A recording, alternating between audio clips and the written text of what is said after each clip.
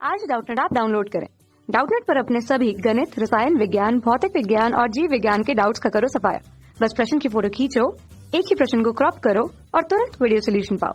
अभी डाउनलोड करें। हेलो दोस्तों, हमारे सामने प्रश्न है। दो प्रकार के उर्वरक F1 व F2 जिसमें F1 में 10% नाइट्रोजन और 6% फास्फोरिक अम्ल है तथा F2 में 5% नाइट्रोजन व 10% फास्फोरिक अम्ल है, तो मिट्टी की स्थिति का परीक्षण करने के पश्चात किसान पाता है कि अपनी फसल के लिए कम से कम 14 किलोग्राम नाइट्रोजन और 14 किलोग्राम फास्फोरिक अम्ल की आवश्यकता है। तो F1 की कीमत 6 रुपये प्रति किलोग्राम और F2 की कीमत 5 रुपये प्रति किलोग्राम हो तो की कीमत है। तो प्रत्येक प्रकार का कितना उर्वरक उपयोग किया जाना चाहिए कि न्यूनतम मूल्य पर वांछित पोषक तत्व में हमें मिल सके। तो न्यूनतम मूल्य हमें पूछा गया है।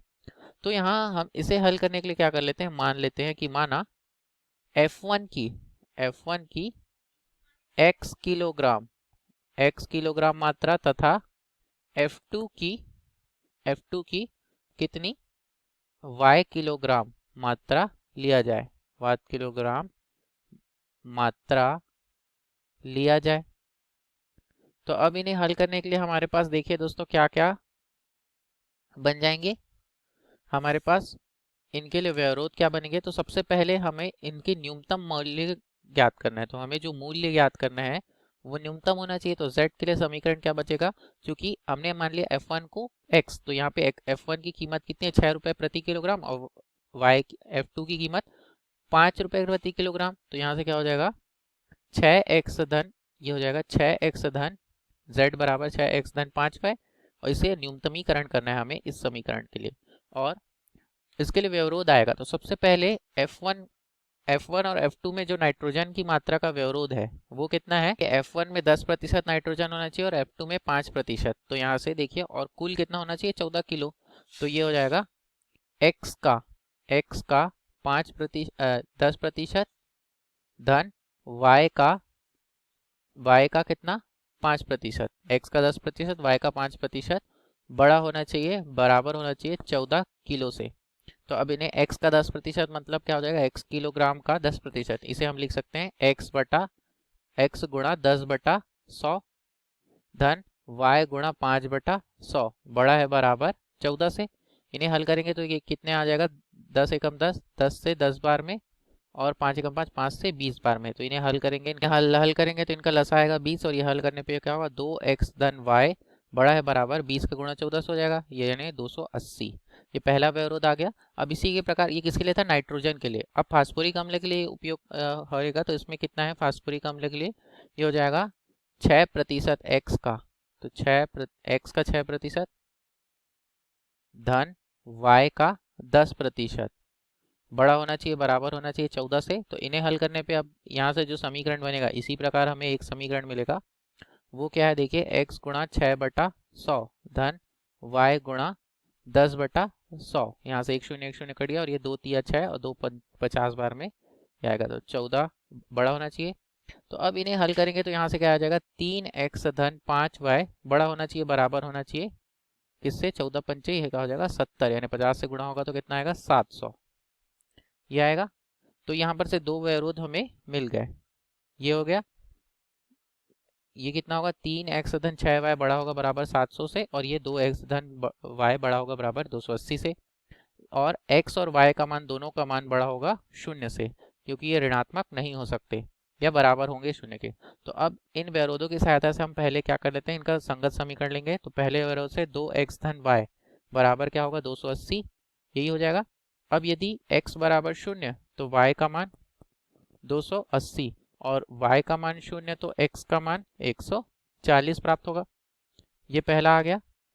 अब दूसरा क्या होगा, दूसरे समीकरण से, ये पहला समीकरण था, दूसरे समीकरण से इसी प्रकार हम हल करेंगे। तो वो क्या है 3x धन 5y बराबर 700 ले लेते हैं।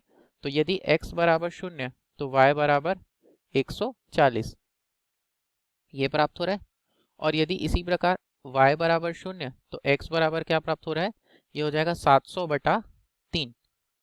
ये क्या प्राप्त हो जाएगा दोस्तों हमें 700/3। तो देखिए कौन कौन से बिंदु प्राप्त होंगे हमें इन रेखाओं के लिए। ये पहली रेखा है और ये दूसरी रेखा। तो ये बिंदु आ रहे हैं 0,280, ये हो गया पहली रेखा के लिए। 0,280 और 140,0 इस प्रकार।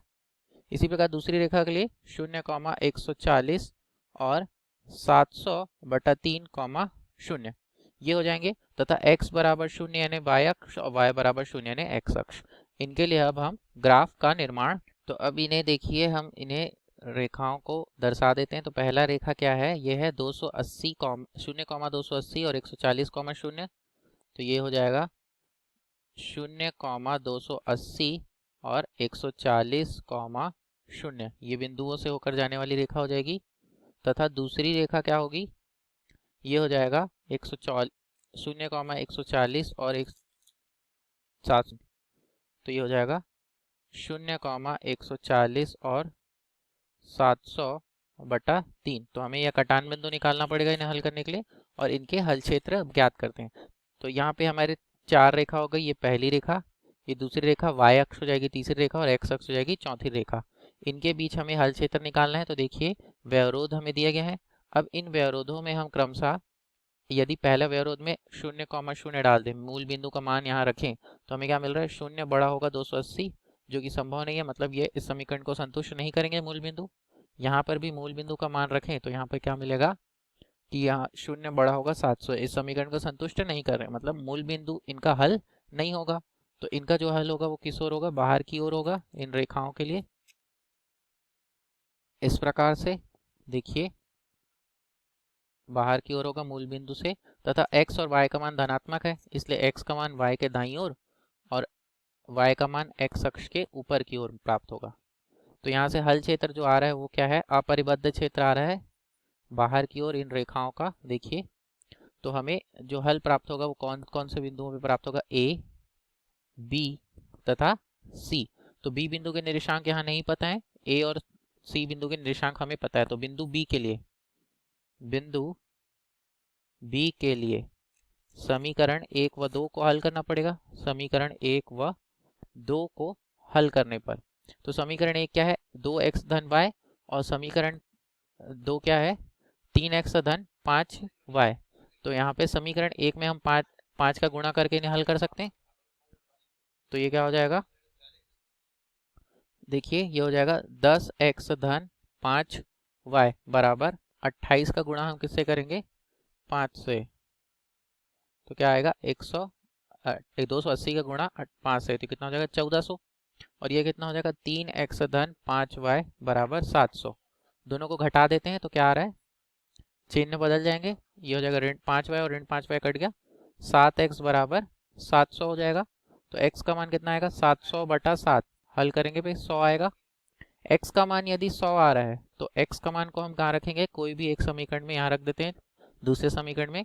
तो y का मान हमें कितना मिलेगा, x का मान 100 रखने पर y का मान हमें मिल रहा है 80। y का मान कितना आएगा, 80। तो यहाँ पे y का मान रख देते हैं, ये हो जाएगा 100,80, b बिंदु का निर्देशांक 100,80। तो यहाँ से देखिए दोस्तों हमें क्या करना है, न्यूनतम मूल्य ज्ञात करना है। तो z का मिनिमाइजेशन करना है। तो z के लिए समीकरण क्या है, 6x धन 5y। अब यहाँ पर बिंदु हमें क्या मिल रहे हैं, a, b व c। तो जब बिंदु a पर z का मान क्या आएगा, देखिए बिंदु a है 0,280। तो इसके लिए z बराबर क्या होगा, 6 गुणा 0 धन 5 गुणा 280। तो इसका मान कितना आ रहा है, ये आ रहा है 1400, ये आ जाएगा। उसके बाद b बिंदु के लिए देखते हैं। तो b बिंदु क्या है, 100,80। इसके लिए हमें z का मान कितना मिल रहा है, ये मिल रहेगा 6 गुणा 100 धन 5 गुणा 80। तो ये कितना होगा दोस्तों, 600 धन 400 यानी 1000। इसी प्रकार तीसरा बिंदु c, जब बिंदु c रखेंगे तो बिंदु c का मान क्या है, 700/3,0। तो 700/3,0। अब z में इनका मान रखने पर तो ये आ जाएगा, देखिए 6 गुणा 700/3 धन 5 गुणा 0। हल करेंगे तो इन्हें कितना आ रहा है, देखिए 3 एकम 3, 3 दूनी 6।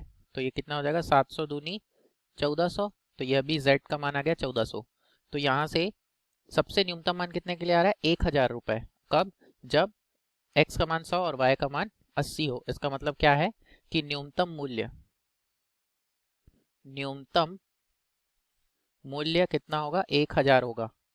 न्यूनतम मूल्य 1000 रुपये होगा जब f1 का कितना, 100 किलोग्राम 100 किलोग्राम तथा F2 का 80 किलोग्राम मिलाया जाए। 80 किलोग्राम मिलाया जाए। धन्यवाद। कक्षा 6 से 12वीं से लेकर नीट, IIT, JEE वो एडवांस के लेवल तक 1 करोड़ से ज्यादा छात्रों का भरोसा। आज ही डाउनलोड करें डाउटनेट ऐप या व्हाट्सएप करें अपने सारे डाउट्स 8400 400 400 पर।